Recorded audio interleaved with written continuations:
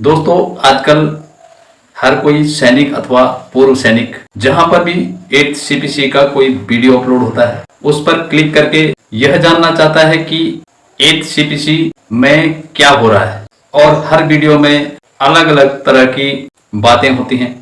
कोई fitment factors बताता है, कोई डॉक्टर्स एक्वायर्ड फार्मूला के बारे में बताता है, यानी अपने अपने तरीके से सब हर कोई 8 पे कमीशन के बारे में अपडेट देते हैं। परंतु दोस्तों वास्तव में 8 पे कमीशन में चल क्या रहा है और किस आधार पर आपका फिटमेंट फैक्टर्स डिसाइड होगा, यह मैं इस वीडियो में आपको क्लियरली बताने वाला हूं कि आपकी 8th CPC में पेमेंट और पेंशन इन 15 पॉइंटों पर निर्भर होगी। दोस्तों आपको ज्ञात होगा कि 16 जनवरी 2025 को भारत सरकार द्वारा आधिकारिक रूप से 8th पे कमीशन की घोषणा की पुष्टि की गई, जिसके साथ ही केंद्र सरकार के सशस्त्र बलों सहित सभी कर्मचारियों के वेतन भत्तों और सेवा लाभों की व्यापक समीक्षा की शुरुआत हुई। इसके परिणाम स्वरूप सेना वेतन आयोग APCC सेना वेतन आयोग की स्थापना की गई ताकि इसके द्वारा विसंगतियों का समाधान, सेवा कर्मियों की आकांक्षाओं को प्रतिबिंबित करके एक विस्तृत सेवा ज्ञापन मसौदा तैयार किया जाए और इस पर मिलने वाली प्रतिक्रियाएं एकत्रित की जा सकें। और इसी तरह की प्रतिक्रियाएं भारतीय नौसेना और वायुसेना में भी शुरू की गई। इसके लिए फीडबैक सेवा शुरू की गई और इसके लिए सभी कमांडों को 3 महीने का समय दिया गया और इसके आगे की कार्रवाई के लिए 15 अप्रैल 2025 तक का वक्त दिया गया कि वे अपना फीडबैक दी गई निर्धारित तिथि के अंदर भेजें। इस फीडबैक फॉर्म में 15 से अधिक क्षेत्रों की रूपरेखा दी गई जिन पर व्यापक सुझाव मांगे गए। वो 15 से अधिक पॉइंट आप यहाँ देख सकते हैं। इसमें फोकस क्षेत्र, अब्लिक भत्ता और फीडबैक का उद्देश्य क्या है। तो सबसे पहला फीडबैक वाला पॉइंट जिस पर सुझाव मांगे गए, पहला पॉइंट है जोखिम और कठिनाई भत्ता। इस पॉइंट में फीडबैक का उद्देश्य क्षेत्र या भूभाग परिचालन जोखिम भत्ता और तनाव के आधार पर मूल्यांकन। दूसरा पॉइंट है मकान किराया भत्ता यानी HRA। इसके अंतर्गत क्षेत्रीय पोस्टिंग और गैर पारिवारिक स्टेशनों के लिए समायोजन। तीसरा पॉइंट है पोस्टिंग अनुदान, आधुनिक स्थानांतरण व्यय को प्रतिबिंबित करने के लिए समीक्षा करें। चौथा पॉइंट है योग्यता प्रोत्साहन। फीडबैक का उद्देश्य है उच्च शिक्षा तकनीकी कौशलों को पुरस्कृत करना। पांचवा है ग्रुप X समूह वेतन। इसमें तकनीकी ट्रेडों के लिए युक्तिकरण, इस पर आपने फीडबैक देना था। छठवां पॉइंट है बच्चों की शिक्षा अब्लिक हॉस्टल सब्सिडी। निजी स्कूली शिक्षा की लागत के अनुरूप संशोधन।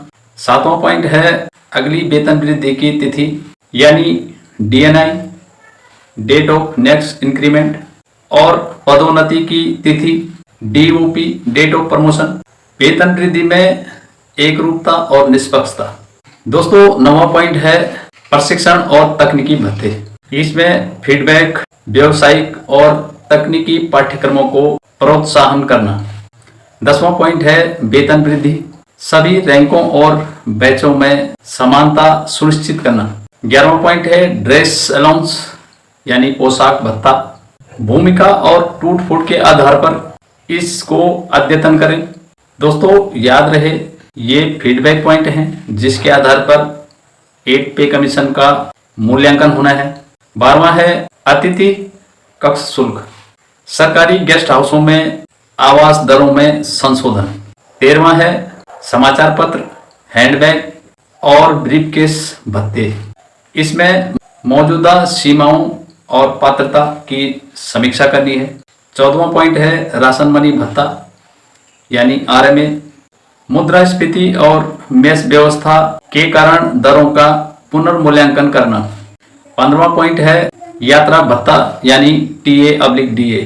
ड्यूटी और स्थानांतरण के लिए अधिकारों का युक्तिकरण। और 16वां पॉइंट है पेंशन मामले।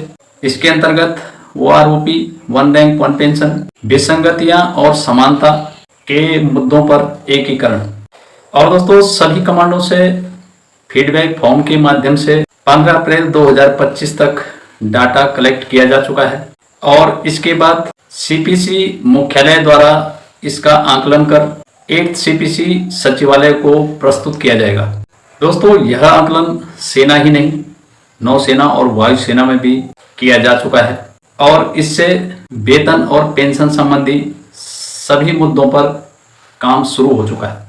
उम्मीद है कि सभी सैनिकों और पूर्व सैनिकों, चाहे वह किसी भी सेवा क्षेत्र में हो, समान लाभ मिलेगा। दोस्तों इसी पर एक बड़ी खबर यह भी है कि 8 पे कमीशन 1 जनवरी 2026 को नहीं बल्कि 2027 के प्रथम तिमाही में आएगा, परंतु लागू 1 जनवरी 2026 से माना जाएगा। इसके लिए सरकार के द्वारा आपको एरियर दिया जाएगा। तो दोस्तों 8th सीपीसी पे काम चालू है, परंतु लेवल बड़ा होने से वक्त लगना जाहिर बात है। दोस्तों आप अपना कमेंट जरूर डालें। 8th पे कमीशन में आप किस फिटमेंट फैक्टर्स की उम्मीद करते हैं, जबकि मेरी अपनी निजी राय के मुताबिक 8th सीपीसी के लिए फिटमेंट फैक्टर्स 1.92 से 2.0 रह सकता है। आप भी अपना सुझाव जरूर दें। वीडियो में दी गई जानकारी यदि पसंद आए तो लाइक जरूर करें। दोस्तों यदि चैनल पर पहली बार आए हैं तो इसी प्रकार की वीडियो देखने के लिए चैनल को सब्सक्राइब कर लीजिए। मिलते हैं फिर इसी प्रकार की किसी और नई वीडियो के साथ। तब तक के लिए जय हिंद, वंदे मातरम, नमस्कार। Thanks for watching.